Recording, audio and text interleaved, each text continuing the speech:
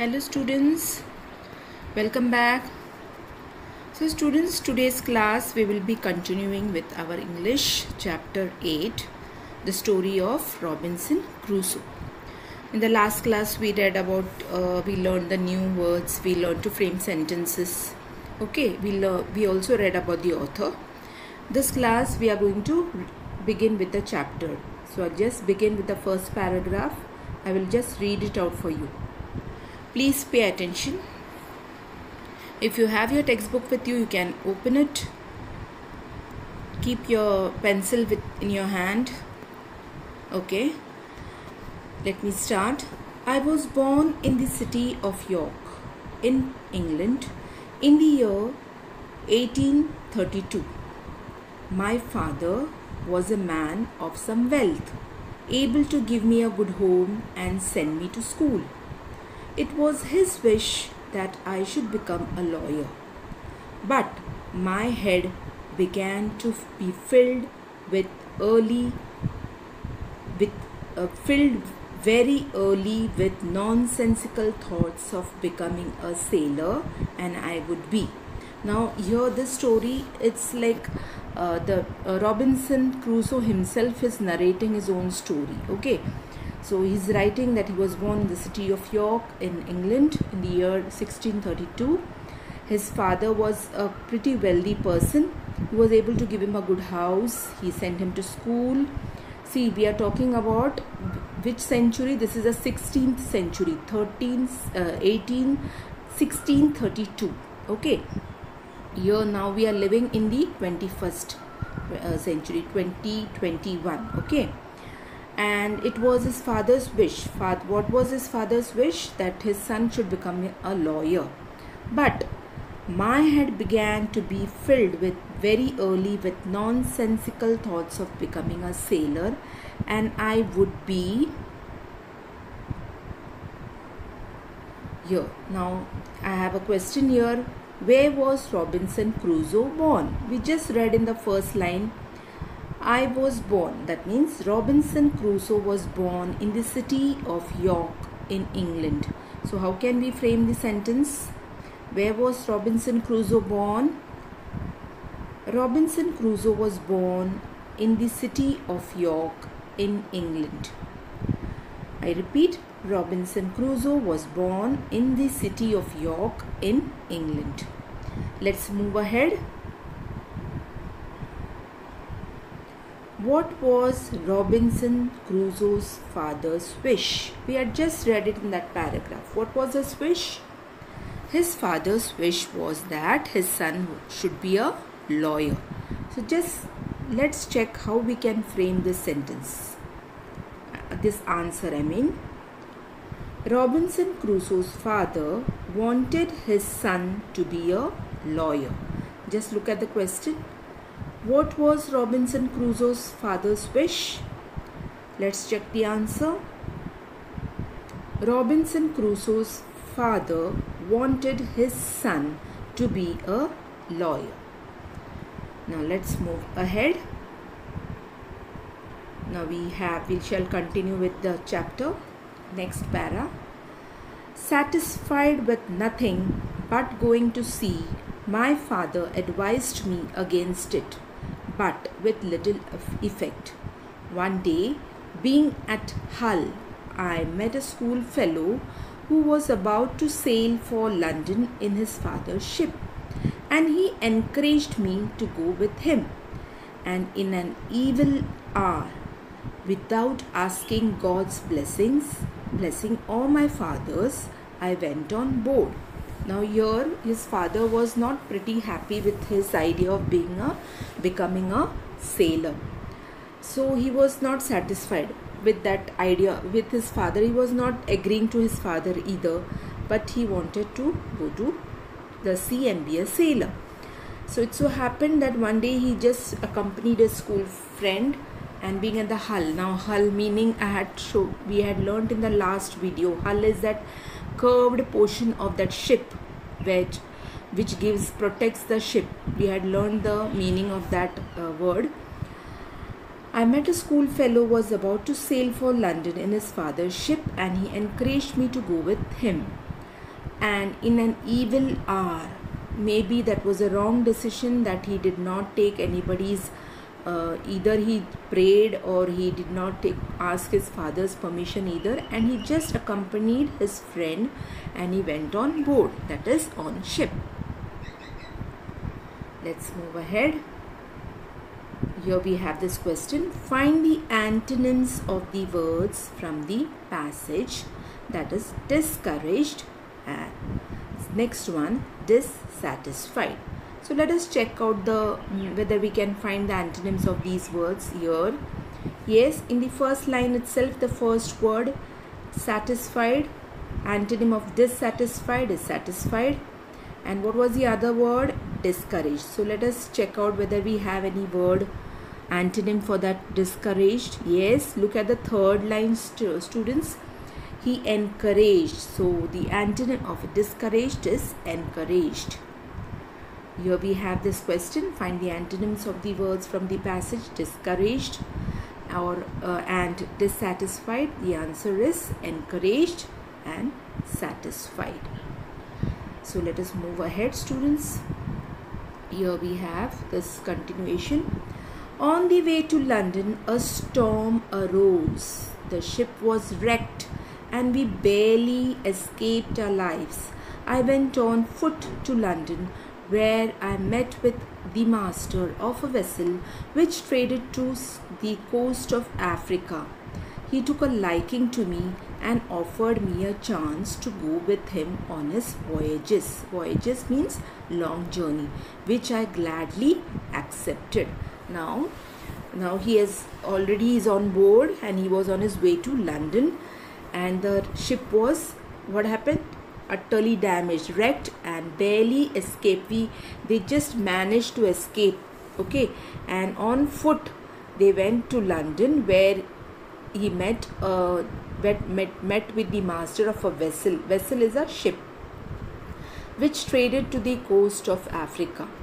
He took a liking to me and offered me a chance to go with him on his voyages, which I gladly accepted. Let's check out. Yes. We set sail, and after a few days, a great storm came up, and the ship was tossed about for many days until we did not know where we were. There was a very huge, heavy, strong storm, and the ship was just tossing back and front, side to side, and they had no idea where they had landed. Suddenly we struck a bank of sand, and the ship broke over. The sea broke over the ship in such a way that we thought it would break into pieces. And as we had seen in the earlier paragraph, the ship was wrecked already. It was utterly damaged. So it was just floating in the water. And suddenly it happened that it just struck the bank of a sand. They had landed near the shore, and it was so loud that they thought that ship had already broken into pieces. In this moment of despair, we lowered the boat into the raging sea. In every ship there is a boat, safe boat. So they just lowered the boat into the raging sea. The sea was very rough, very angry. It was tossing, and just have a look at this picture. You can see look at the waves and see the position of the ship, how it was. After we had been swept for or next. Shall we move ahead now? Here, find the past tense of the find the past tense of the words 1. Strike, break, sweep, think. All these words we have the past tense. We shall find them in the above paragraph. Okay. Let us see whether we can find what is the first word, students. It is strike. So let us just check out.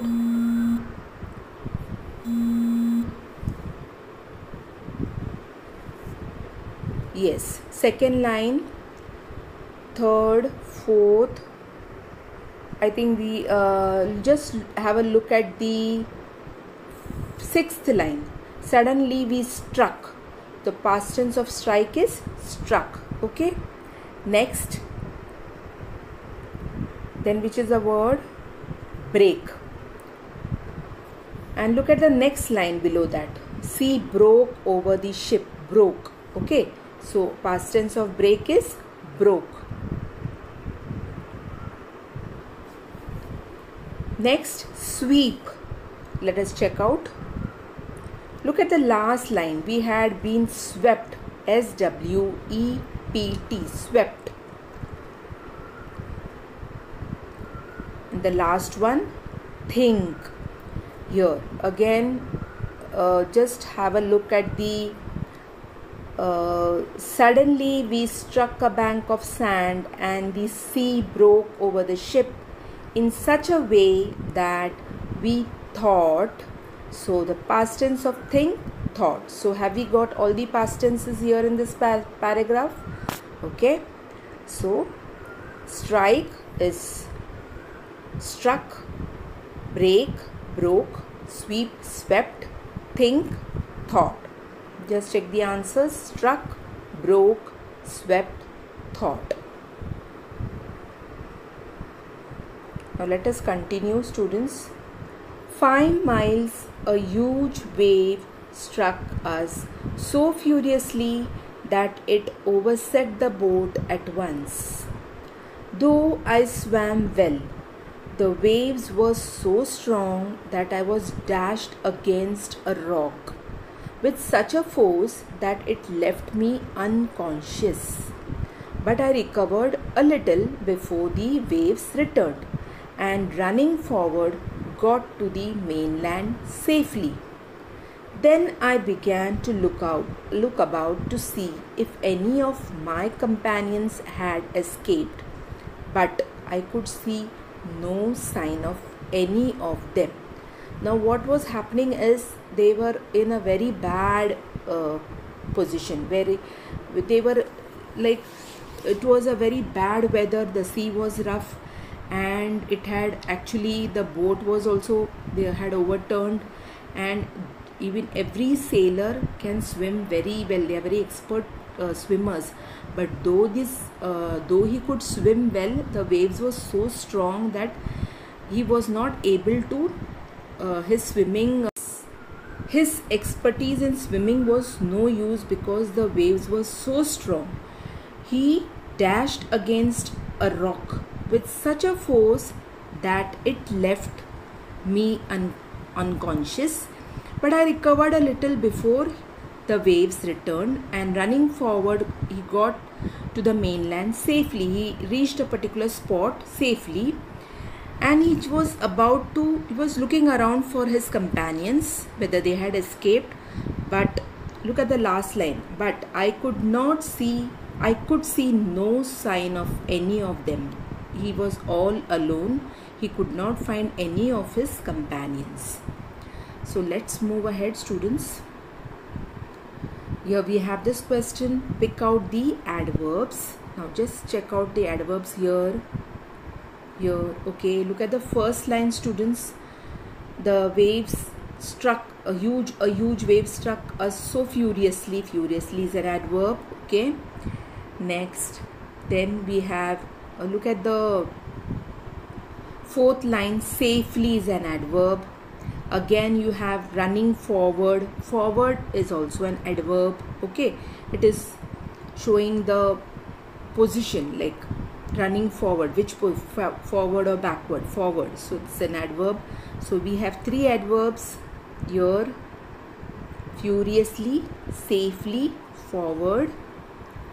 Now let's move ahead. The night was falling, so I climbed into a thick bushy tree to sleep, not knowing but afraid that there might be hungry wild beasts there.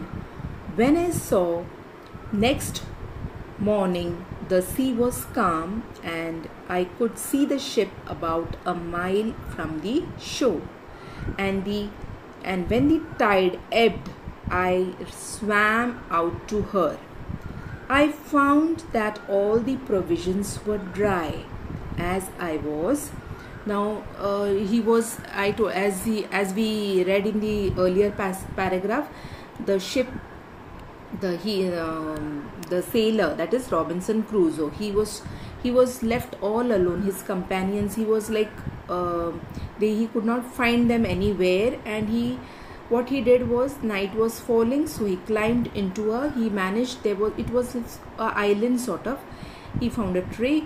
He climbed into a thick bushy tree and trying so that he would be safe there, because it was a very uninhabited place, and he thought that maybe during the night wild animals would venture out, and it was not safe to be on the ground, so he climbed the tree. And when he managed to sleep the night, and next morning when he got up, the sea was very calm, and he could also see the ship about a mile from the shore, and the tide had ebbed. The sea had pulled back and from the shore. I swam out to her. Just because the sea was calm, he managed to swim, and he reached the ship. I found that all the provisions are the supplies, like food supplies, whatever. When sailors always have to carry all these things in the ship when they sail. So I found that all the provisions were dry, as I was. Let us move ahead. Here, pick out the adjectives from this passage, from the above passage. Here, now I can see there are so many adjectives. Adjectives are what? Describing words. Look at the first line. You can find thick. How was the tree? Thick, bushy tree. Thick, bushy. It's an adverb. Next line. Sorry. Hungry. Wild. Again the next line. Calm. Then the next line. Look at the last line. Dry. Okay. So there are so many adjectives that we found here. Just have a look at the thick, bushy, hungry, wild, calm, dry. These are all the adjectives. Let us move ahead now. Very hungry, I filled my pockets with biscuits. Now he managed to find some biscuits and all in the ship. So what he did was, he was very hungry. I filled my pockets with biscuits and ate as I went about other things, for I knew that I must take all that I could from the ship. I first threw overboard several spare wooden planks. Then I went down the ship's side and tied them together, and laying a few short pieces of planks upon them, I made a raft strong enough to bear a moderate weight. Next I lowered upon it 3. Now in the earlier paragraph we saw that the Robinson Crusoe had managed to reach the ship, and he started searching for the provisions. He filled his pockets with biscuits, and then he thought that whatever it was possible for him to carry, all the provisions, he should take it out from the ship so that he would be able to survive there. So first he decided, he threw several spare, he found wooden planks. Then he went down to the ship's side and he tied them together, laying a few small short pieces of planks upon them, and he made a raft. What did he make? A raft strong enough to bear a moderate weight. Now, next I lowered upon it. Now here is the question: how did Robinson Crusoe make a raft? How did he make a raft? Let's check out. He made a raft by tying some wooden planks together and laying a few short pieces of planks on them. First he laid all the bigger ones together and he tied them together, and then on top of those he laid some short pieces of planks on them, and he tried to make it more strong.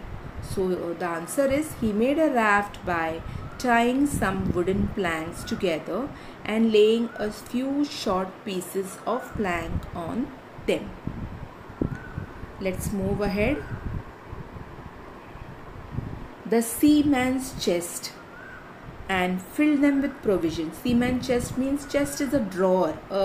In the ship there is a place where sailors, they keep their needed necessary things, and also that is called a seaman's chest.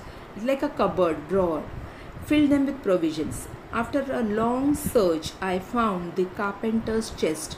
This is also a place where carpenters, all the necessary equipments required for maintenance are kept, which was a great prize to me. He thought, now this is of great use to him. I lowered it upon the raft and then secured a supply of guns and gunpowder. These were all the items that were on the board, on the ship.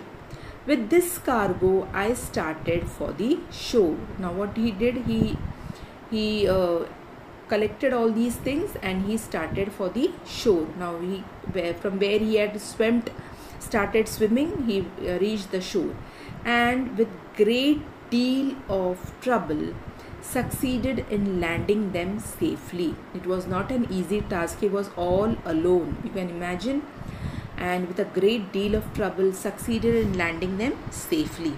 My next work was to view the country and seek a proper place to stow my goods. I knew not yet where I was, whether I was on the continent or on an island. You should imagine, now he was in such a place where he never knew where he was, which part of the globe he was. So he wanted to just go around and seek a proper place so that he can collect and keep and keep his goods, whatever he had brought from the ship, safely. I knew not yet where I was, whether he was on an island or continent. He had no idea at all. Let's move ahead. My next work was to view the country and seek a proper place to store my goods. I knew not yet where I was, whether on the continent or on an island.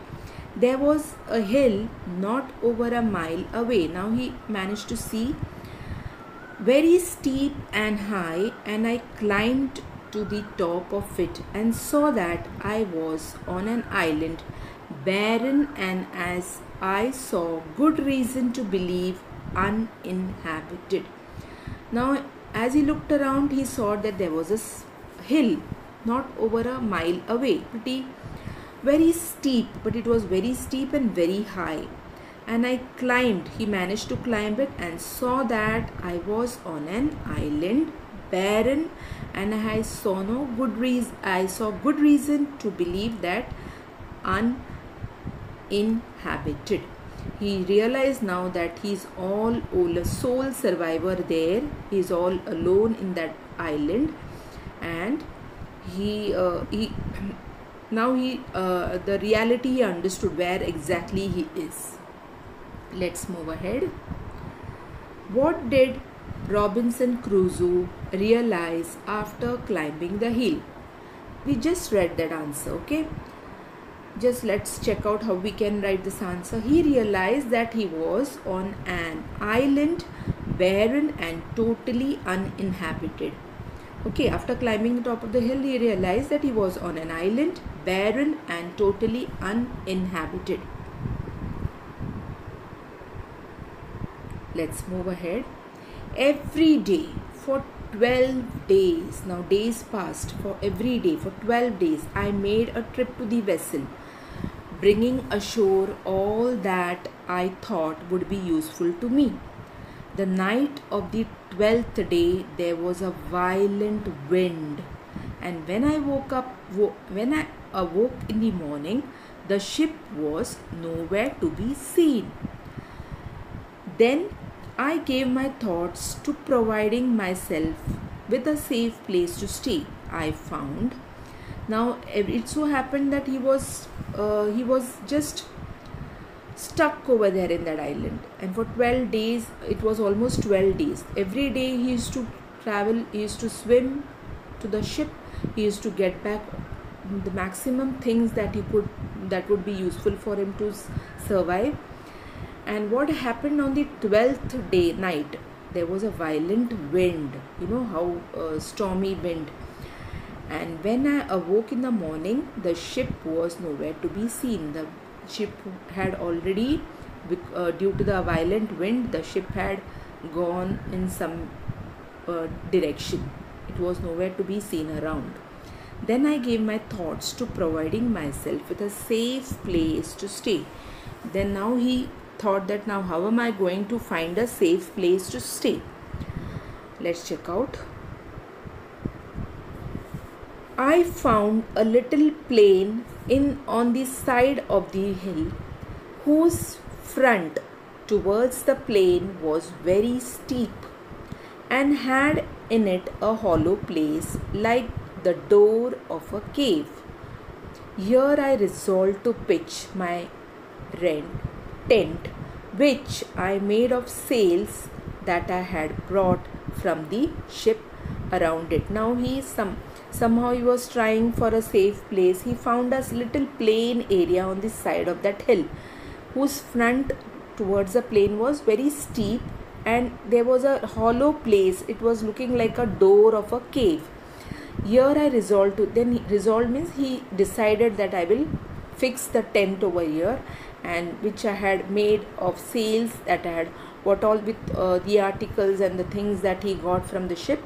He thought, okay, this will be my temporary residence for time being. Let's check out. Around it I drew a half circle and made a fence with planks of rafts, making a kind of fortress. I left no entrance, but used a short ladder to go over the top. And when I was in, I lifted it over after me. Then I enlarged the hollow place I have spoken of until I had made quite a cave, which served as a cellar for my house. Cellar is an underground passage, a storage place in that place he could store all the things that he had safely brought from the ship for my house. Now that was his house, and I called it my castle. Okay, so this was the he tried to with the available circumstances and whatever was available facilities, he tried to make that place comfortable for him to stay. Now, so students, I think we should stop here. In the next class we will continue with the chapter. Okay, so till we meet in the next class, students, have a nice day.